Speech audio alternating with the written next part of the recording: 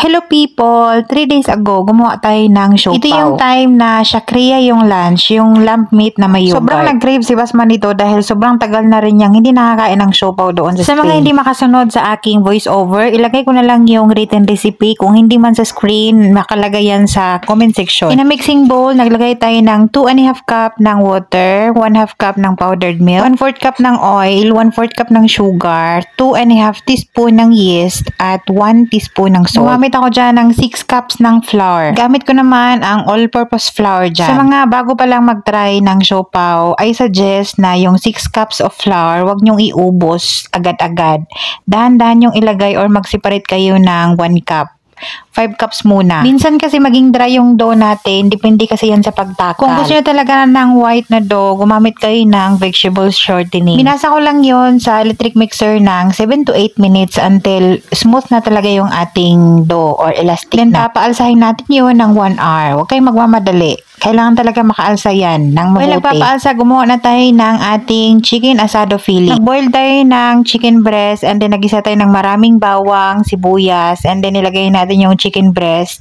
Tapos nag-add pala ako dyan ng oyster sauce from Mamacita's. Mas lalong sumasarap yung ating chicken asado pag meron tayong Mamacita's oyster sauce. Nag-add ako ng konting soy sauce. Yan na yung ating pangpaalat dyan. Naglagay tayo ng bay leaves, paminta, asukal, tamang kutob-kutob lang. Then naglagay tayo ng tubig para hindi siya ma-dry masyado, and then naglagay tayo ng slurry. Kung meron naman kayong star anise, pwede kayong maglagay dyan. Meron akong in-add dyan kanina kung nakita nyo sa video na leftover yun na chicken asado, nilagay ko lang yun sa freezer. In-add ko na lang din para magamit. After 1 hour of proofing, nag-double na, hindi na nga yun double, triple na yung kanyang volume. So very important talaga na kailangan yung yeast nyo, make sure na buhay yung yeast nyo. Kung gumamit kayo ng active dry yeast, kailangan ipabloom nyo muna yun.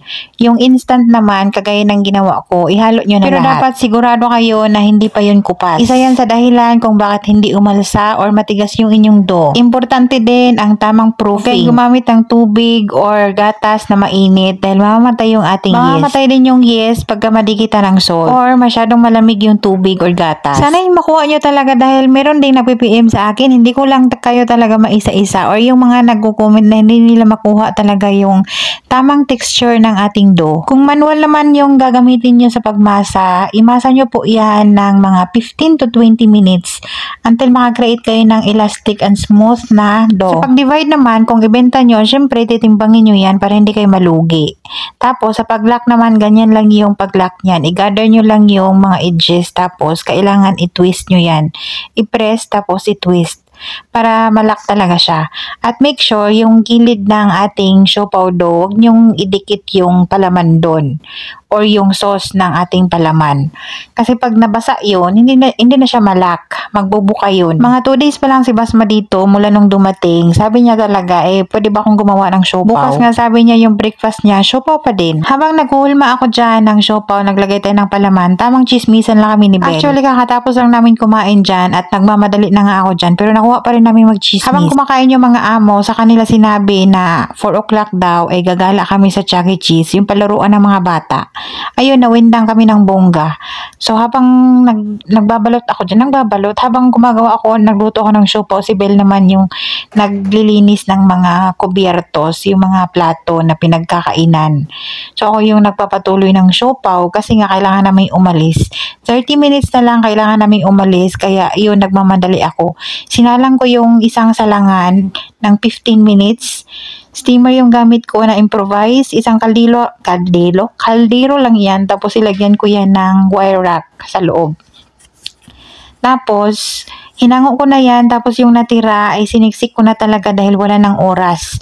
Sabi ko kay Bel sa mga oras na yan ay umakyat na siya para magbihis. Pagkasalang ko sa last batch ay sabi ko kay Bel, siya na muna yung magbabantay at ako naman yung aakyat para magbihis. Yung pinaka last batch dyan, 10 minutes lang yan naluto dahil nagyala-yala na yung amo namin. So pinatay ko na lang yung apoy at iniwan ko yung steamer. Pero in fairness, naluto din naman siya ng kusa. Sa sauce naman, ilagay ko na lang yung mga ingredients sa screen. Ito talaga yung dapat dinner ng mga bata. Ikaso, pumunta kami ng Chuck E. Cheese, isang palaruan ng mga bata. Meron namang pizza doon. Masarap yung pizza nila. So, kumain kami ng pizza. Yun yung bali dinner namin. Pero, namangha ako kay Basma nung dumating, hinanap niya pa talaga yung siopaw. Bago natulog, nag-serve ako sa kanila. Tapos kinabukasan, yun na yung baon serye ng mga bata, siopaw, pati sa kanya. Sa araw na yan, umaga pa lang, talagang nagtatanong na siya kung anong oras daw matapos. Akala niya talaga mahabol ko yan ng luto ng kanyang pang breakfast. And that's it for our siopaw recipe. Thank you so much for watching.